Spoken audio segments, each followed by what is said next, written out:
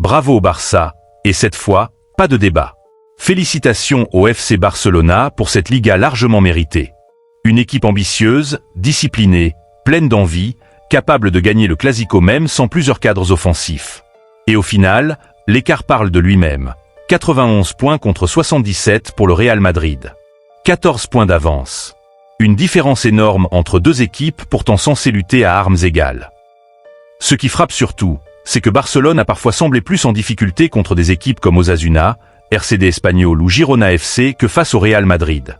Et ça résume parfaitement le problème madrilène cette saison. Le Real donnait l'impression d'une équipe résignée.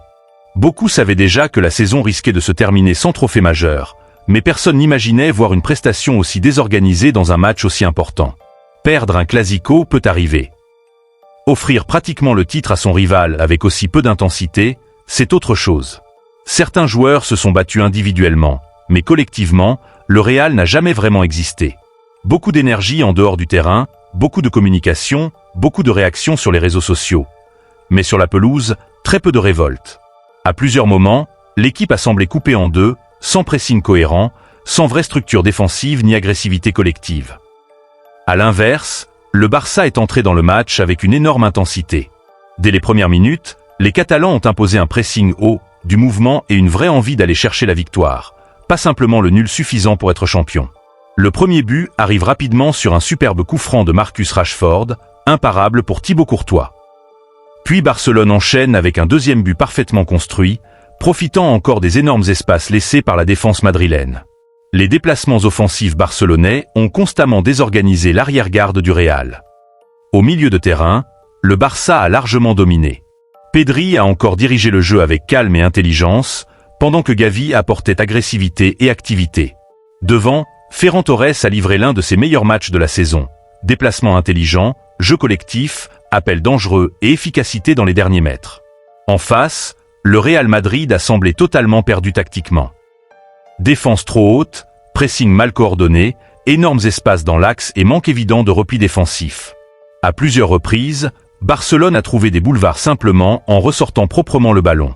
Même lorsque le Real obtenait des situations intéressantes, le manque de précision ou de lucidité ruinait tout. Quelques mouvements de Brahim Diaz ou de Jude Bellingham ont apporté un peu de danger, mais cela restait insuffisant face à une équipe catalane bien plus organisée. Défensivement, plusieurs joueurs madrilènes ont énormément souffert. Les placements étaient souvent approximatifs et les retours défensifs trop lents. Barcelone profitait du moindre espace pour accélérer et créer le danger.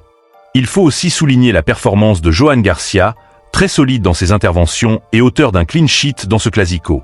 Garder sa cage inviolée dans un match pareil ajoute encore plus de valeur à cette victoire. Au-delà du résultat, ce match symbolise surtout deux dynamiques opposées. D'un côté, un Barça jeune, structuré, porté par des joueurs formés à la Masia et par une vraie identité de jeu. De l'autre, un Real Madrid rempli de grands noms mais incapable de trouver un équilibre collectif durable cette saison. Et malgré les tensions, les critiques et les difficultés traversées durant l'année, le Barça a continué d'avancer jusqu'au titre. Félicitations au club catalan pour cette saison réussie et respect également à l'entraîneur, qui a tenu à rester auprès de son équipe malgré une période personnelle très difficile après le décès de son père.